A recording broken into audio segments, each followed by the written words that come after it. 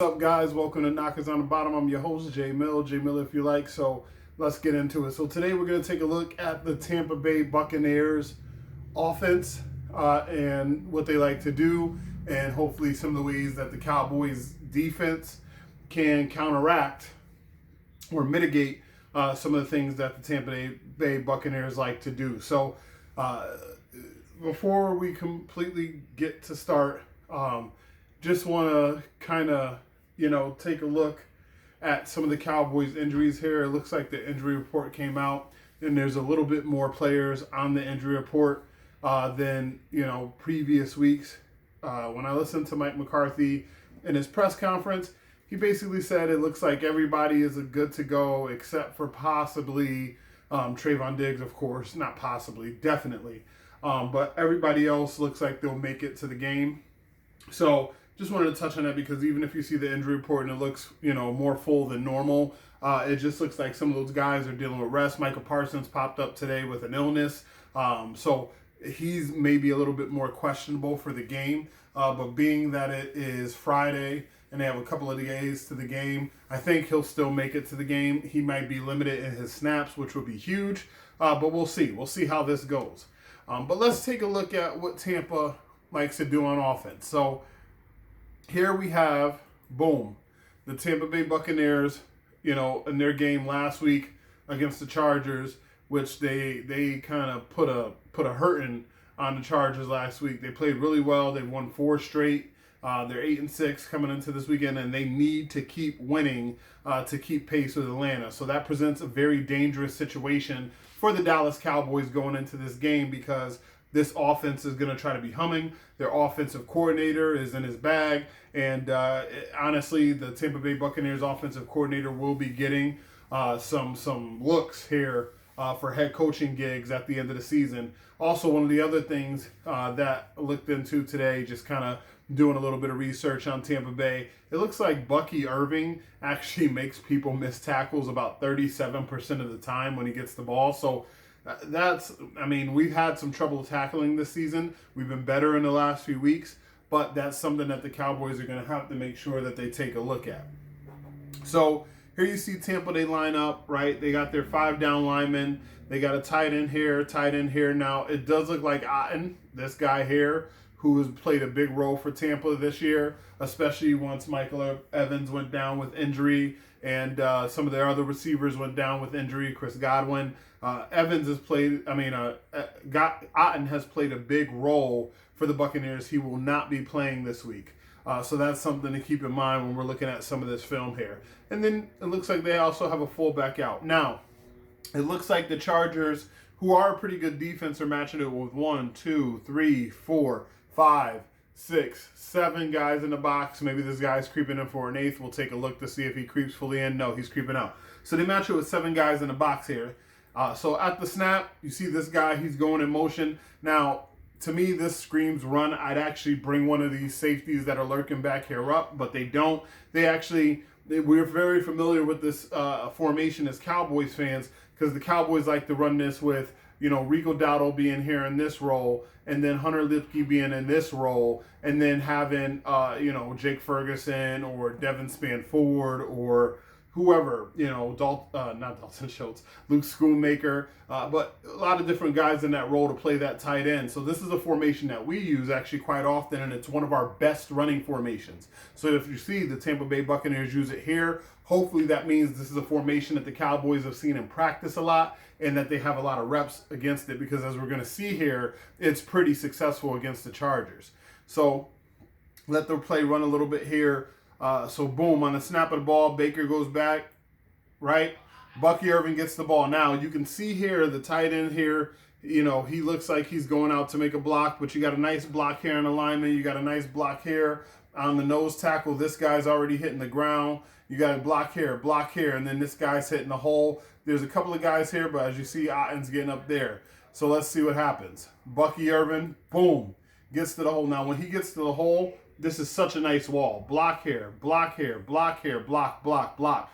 So now Bucky can kind of squirt through here, and Bucky's got some juice, right? So he's one of those guys that when he gets to and through the hole, he's on you very, very quickly. So if you get a chance to tackle him, you have to hit him. You have to make sure that you're wrapping him up. So as we see here, boom, Bucky Irvin's to and through the hole. Nobody wraps him up. The Chargers are actually a decent tackling defense. You even have the wide receiver out here making a block. Boom, he can't get on the guy. Now Bucky Irvin's into the open field, right? He's going, and he's getting pursued here by everybody now. Luckily, somebody had a nice good angle to be able to get him out of bounds, but it's not till after he gets 54 yards on the play. That is an explosive run, right? And if you look at it, the Tampa Bay Buccaneers have 57 10-plus rushes this season. Some of that is Baker Mayfield scrambling out some of the pocket, but most of that is Bucky Irving doing what he just did on that play, right? So if you're the Cowboys, what do you want to try to do? Let's take a look at the Cowboys last week against the Carolina Panthers. So you got a little bit different of a formation here, right? You got the tight end here, the 5 down linemen, but you got still the single back set. The Cowboys match it with 7 guys in the box the same way that the Chargers did, right? So let's take a look. Cowboys come out, right? They see everything that's going on. They match it with 7 in the box.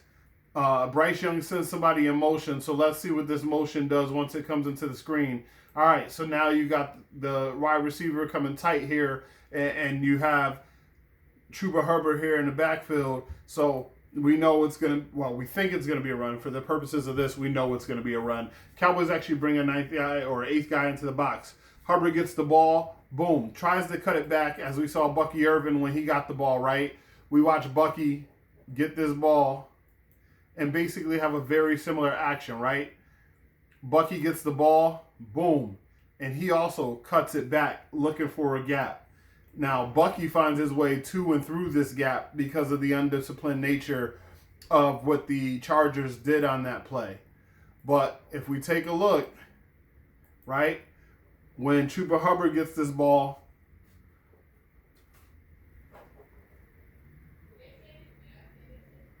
boom. So the play starts, Chuba Hubbard gets this ball. Now, there's a lot of action going this way. All these guys have muddied this up, right? But you also have this guy coming around on the side, and you have this guy out here on block. Bryce Young's kind of trying to fake like he's rolling out. But, boom, the discipline. Tight end misses the block, and he settles down. They get him down. It's a 1-yard play.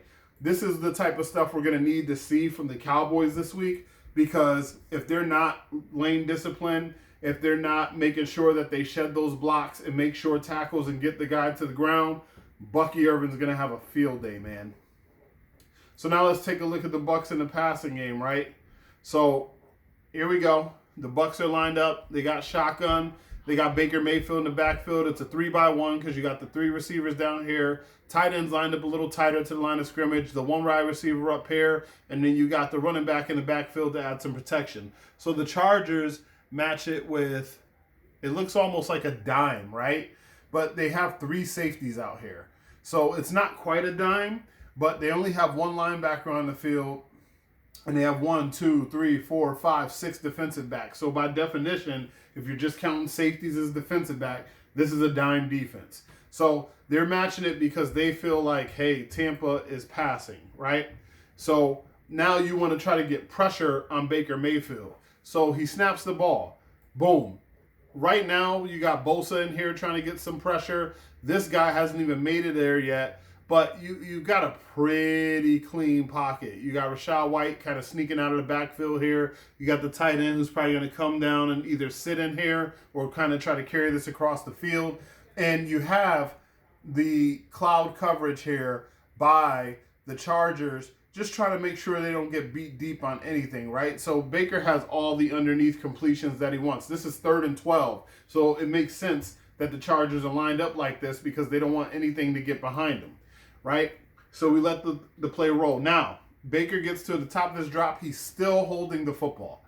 All right? This has been quite a little bit of time here holding the football. So now you see some of these routes. This guy's open. So at first I thought he might go over the middle, and kind of try to sit, but he didn't. he's actually going to the outside, which actually plays right into the defense's hands. He's also going to the outside, which is okay. You know, you got this guy here, and he's very off because he knows he needs to get at least 12 yards in order to make that first down. So he's, you know, factoring that he can come up and hard and make that tackle, right? And then you got still a couple of guys deep. This guy's going deep. This guy's going deep. But both of these guys are watching him. And these two guys are watching him. This guy's watching him. So there's just, you know, not too many places to go with the football. So now, I don't know why. Let's see why. Because there was no reason why this guy, boom, he just stops and drops his coverage. There's nothing here. There's nothing here. This gigantic, open middle of the field. There's nothing there. There was no reason for him to drop his coverage. So now what do you have? You have Mike Evans one-on-one. Boom, that's a touchdown. That is poor defensive execution or poor defensive design. Whichever one you want to give it. There was no reason for this guy who was, he was here, right? He should have just kept going. There's nothing here. This guy's going to the outside. I know his back is turned so he can't see that. But now he's facing forward, and the ball is out. The ball's already gone. So now that's a problem for the defender, and boom, touchdown by Mike Evans, right? So again, one of those things where we need the Cowboys to make sure that they're staying extremely disciplined, right? And here we see a play where the Cowboys were not, I repeat, they were not disciplined, right? This has me worried going into this game. So Bryce Young, 5 wide receiver set. Cowboys match it. Sort of same thing. They've got a dime, right? They got one linebacker, and they have 1, 2, 3, 4, 5, 6 defensive backs, right? Now, they're not quite playing the cloud coverage. They have a single high safety, and then they kind of have everybody else, you know, kind of up there in coverage.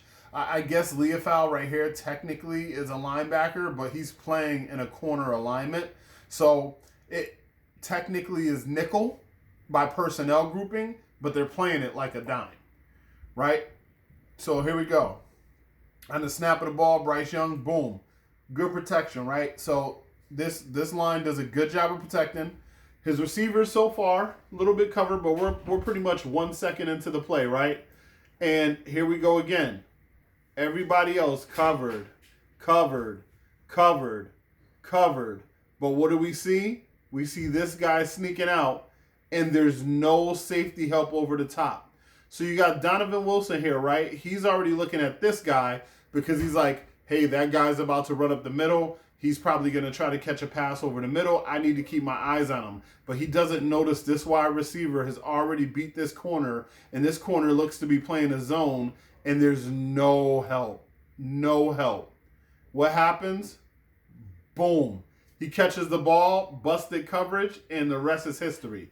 He's taking it to the house. Ain't nobody catching him. Nobody's catching him. So this is the type of thing that I'm worried about when we're going to watch the Cowboys play the Buccaneers. Just like Mike Evans got behind that corner and that other guy was there. He could have helped to the inside, but he never did. It's a similar thing here. Donovan Wilson should have been looking over, you know, once he saw that the corner kind of dropped his coverage on the man. You know, you got to kind of slide over that way. But it looked like Carolina no matter what, right? Because it's a pick your poison. It's a pick your poison. To me, no matter what, Carolina probably scores on this play. And the reason why they probably score on this play is because this guy, he was, oh, actually, no. Yeah, so even more to the safety. Because at first it looks like this guy's running free. So Donovan Wilson is here. So if I'm Donovan Wilson, I think this guy's going to break this way. So actually, good route by the receiver. Because even though the ball didn't go to him breaking it back this way had Donovan Wilson already cheating to the middle. And because of that, when this guy comes free, Wilson is, I mean, what is that? That's got to be like 20 yards of space between the two players. So once that guy comes free, there's nobody there to catch him. And it's a deep touchdown, long run. I mean, the Cowboys need to be a lot more disciplined to this. I know they ended up blowing out Carolina in this game, so it didn't bite them that much. But against the Bucs, if they see that and they exploit that, they will continue. They will continue to exploit that. So one of the other ways the Cowboys are going to have to, make sure that they're on point is here in the red zone, right? So in the red zone, we see that Tampa comes up with 2 tight ends. They have their 5 down linemen. Bucky Irving's in a single back set. San Francisco, who they're playing in this one, matches it with 1, 2, 3, 4, 5, 6, 7 guys in the box, right? So San Francisco is not going heavy. They're not going light. They're going average.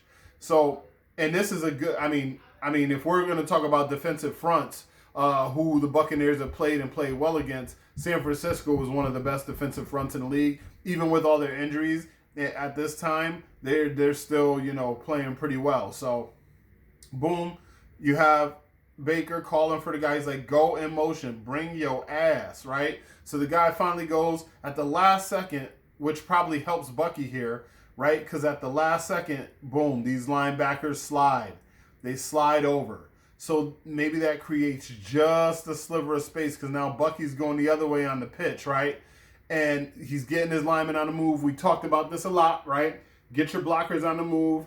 Get your blockers on the go. Tampa, when we previewed earlier in the season, I think we were previewing Atlanta, and we watched a lot of the Tampa game where Tampa has some success against the Atlanta Falcons by getting some people on the move because it created lanes for their running backs. That's exactly what they're doing here. It doesn't have to be perfectly blocked, right? It looks like this guy's going to trip over that guy. This guy doesn't even have a hand on that guy, but just the movement alone, right? So this guy gets pushed, actually, into that guy. So he gets pushed by the defender, but the defender seemed to be more concerned with pushing him than tackling Bucky Irving. So that makes one less guy for this guy to block. He looks like he's aware of it, but that's just one less guy for him to get to. So now Bucky's 2 through the hole. Here's a good block here, right? Fred Warner is a beast. I mean, if you don't think Fred Warner is a beast, I don't know what to tell you. People would give you the old "you don't know ball," and they'd be right. So Fred Warner's a beast, right? But the tight end here, boom, gets a piece of him. Actually, that's actually not even the tight end. That's on Fred Warner taking a bad angle, right? Filling the run game pretty poorly. At first, I thought it was a block because, the way this looked. But it looked like an AI, wrongly corrected image. But actually, that's him blocking him and Fred Warner trying to dip around instead of going forward. So if Fred Warner is able to, come underneath this block and meet Bucky Irving in the hole here, maybe he has a chance to stop it. But instead, he tries to jump around a block and be a hero and stop him in the backfield, which Fred Warner has done a bunch. So I don't, fault him for being confident in his ability. But nevertheless, Bucky, boom, gets there, boom, cuts back inside, and what do we have? We have a touchdown here. So in the red zone, the Cowboys are going to have to be very, very disciplined. So let's take a look to see if the Cowboys, can be disciplined and see if they might be able to have some success. So this is the Commanders, right? Now, the Commanders are in a little bit more, spread of a formation. They got their quarterback in the shotgun. They got their running back next to the quarterback, tight end, tight to the line of scrimmage, 5 down linemen. The Cowboys match with 1, 2, 3, 4, 5, 6. So the Cowboys are going 6. They're going pretty much a light box. They're not going a stack box, right? So here we go. So on the snap of the ball, boom, hands it out to the outside, right? So you have McNichols here. He has the ball in his hand. He has a nice hole, right? This looks like this is going to be a touchdown because you got a block here. You got a block here. You got a potential block here. You got a block here. And this guy's so deep that once he comes up here, if he just runs right off the center's butt, just run right off the center's butt, you might score a touchdown here. But what happens? He goes to kick it outside, and the reason he kicks it outside is because Kendricks appears in the hole, and now McNichols is like, damn it, he blew it up. I thought I was going to be able to go right here, right? I thought I was going to be able to go right there. But instead, that lineman can't quite get up to Kendricks in time, so Kendricks is able to stop him from getting to the hole. Now, this is where the technique of your defensive players are going to come into play. These guys have to now play square to the line of scrimmage because this is going to turn into an outside run, sort of like Bucky's did, right? So Kendricks is pursuing. This guy played square. So, hey, I can't go right there. So now this guy comes up. He's here to keep him from going that way. So now McNichols tries to stretch out more. What happens? This guy also keeps his integrity, right? And just keep stretching it out. Keep stretching it out. Keep stretching it out. The sideline is your friend. So that's an example of the Cowboys playing the proper technique and making sure to stretch the run out and get the guy out of bounds instead of letting him score a touchdown. And that allows the Cowboys to, live to fight another down.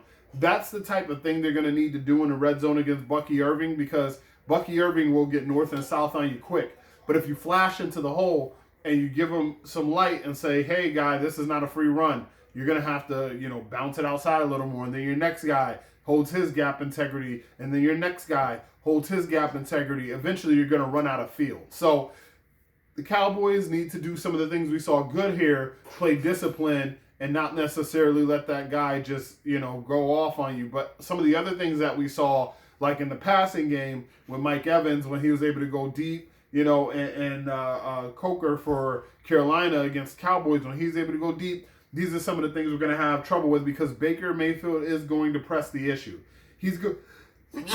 Excuse me. Sorry, guys. But he's going to press the issue. He's going to see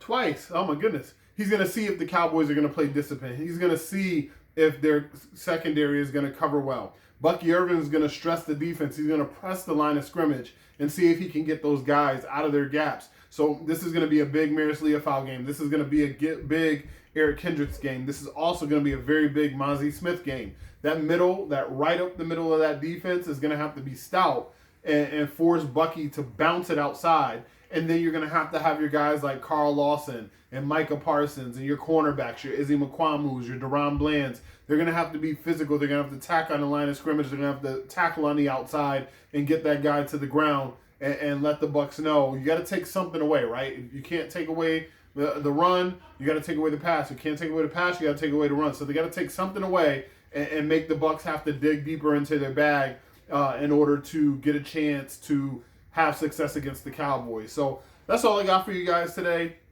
Thank you so much for tuning in. You can hit me up on Twitter at JMillerIYL. That's JMiller if you like. You can also hit me up via email. That's knockersonthebottom@outlook.com. Again, knockersonthebottom@outlook.com. You can also hit me up at knockersonthebottom@gmail.com. You can leave comments below if there's specific things that you want me to cover. Any questions that you have, I'll take them here. I'll take them via email. I'll take them via Twitter. Put it into a mailbag. Make it a formal segment.